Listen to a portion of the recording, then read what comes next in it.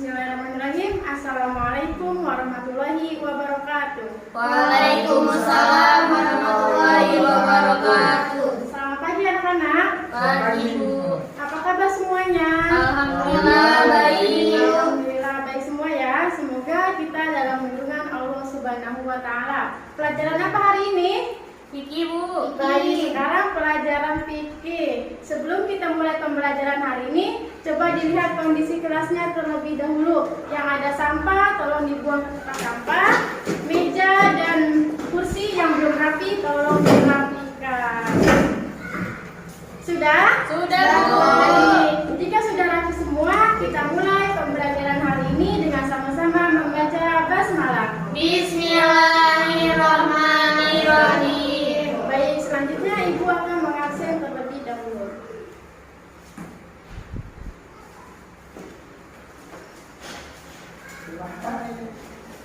Evita Puji, Hadiro. Indah Salsabila, Adiro, Atika Tiara, Adiro.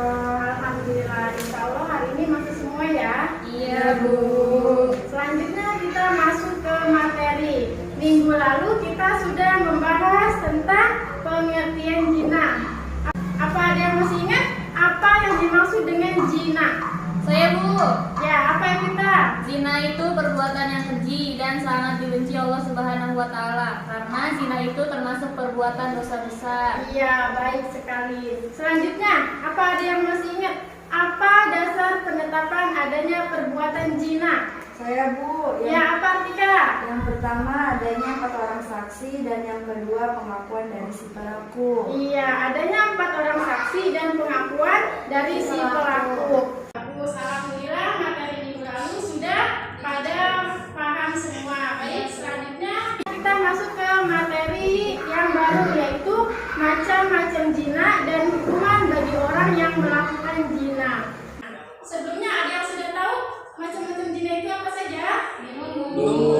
Baik, kita hari ini akan membahas tentang macam-macam zina. Tujuannya agar kita semua tahu apa saja yang termasuk macam-macam zina dan hukuman apa saja yang didapatkan bagi orang yang melakukan zina. Baik, dibuka buku paketnya halaman 43. Di situ yang pertama ada macam-macam zina. Alhamdulillah, Bu. Halaman 43.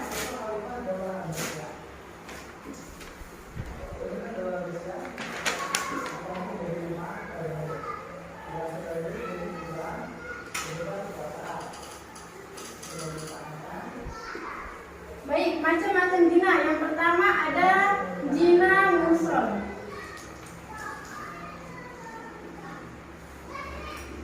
Yang kedua ada zina ghairul muson.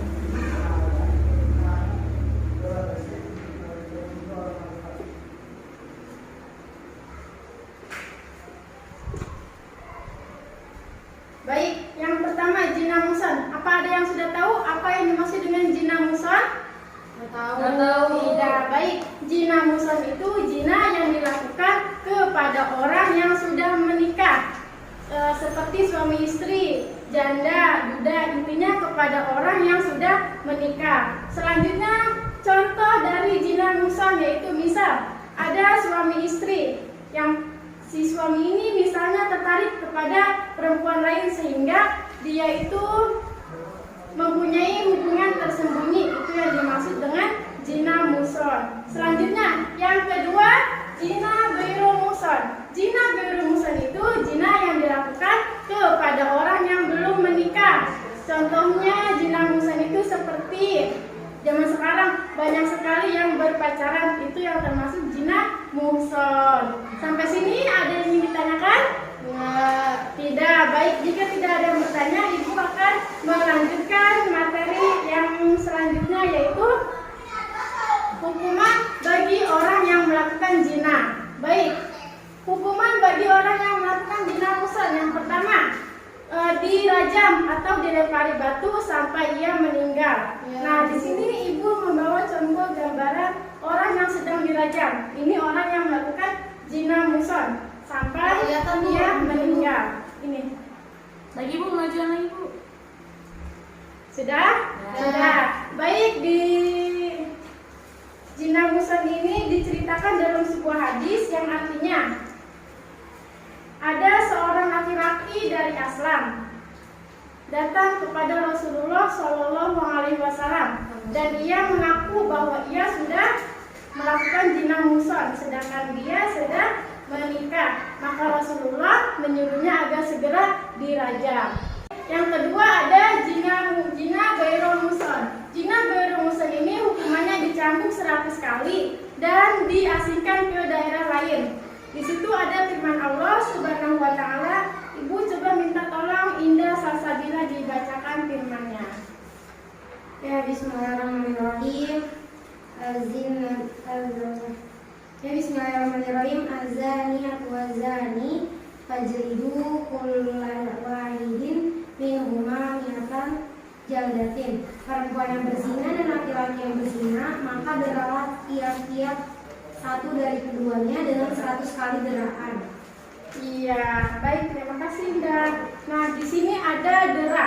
Apa sih dera? Dera itu memukul dengan rotan kecil ke badan si pelaku. Tujuannya tidak sampai ia meninggal, tetapi sampai ia sakit. Kemudian kedua tadi ada bahasa diasingkan ke daerah lain. Nah, diasingkan itu bisa diganti dengan sistem penjara selama 1 tahun. Sampai sini ada yang ingin ditanyakan? Ada yang ingin ditanyakan? Saya Bu. Ya. Apa dampak negatif bagi orang yang melakukan zina? Ya, bagus sekali kita pertanyaannya.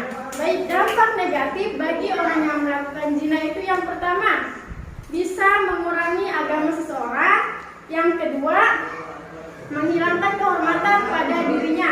Yang ketiga, menghilangkan kesucian terhadap Allah Subhanahu wa taala dan di hadapan manusia. Itu dampak negatif bagi orang yang melakukan zina. Paham Evita? Paham Bu. Baik, ada yang ingin bertanya lagi?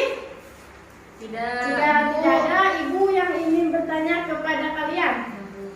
Artika Tiara, Ya Bu, hukuman bagi orang yang melakukan zina muhsan itu apa? dirajam atau dilempari batu sampai ia meninggal Bu. Iya, baik, terima kasih Atika, jawabannya bagus sekali. Sampai sini ada yang ingin ditanyakan lagi? Tidak Bu. Tidak, baik, jika tidak ada, kesimpulan materi kita hari ini adalah macam-macam zina. Ada zina muhsan dan zina ghairul muhsan. Hukumannya apa?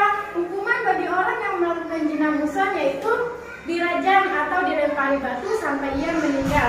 Kemudian hukuman bagi orang yang melakukan zina ghairul muhsan yaitu dicambuk 100 kali atau diasingkan ke daerah lain. Sampai sini paham? Paham Bu. Baik, selanjutnya buka buku halaman 53. Di situ ada soal latihan. Kalian kerjakan di rumah dan dikumpulkan di pertemuan yang akan datang. Baik, pertemuan yang akan datang kita akan membahas tentang hikmah dilarangnya zina dan manfaat menjauhi perbuatan zina. Kalian bisa dibaca-baca terlebih dahulu sebelum memasuki materi yang akan kita bahas pertemuan yang akan datang.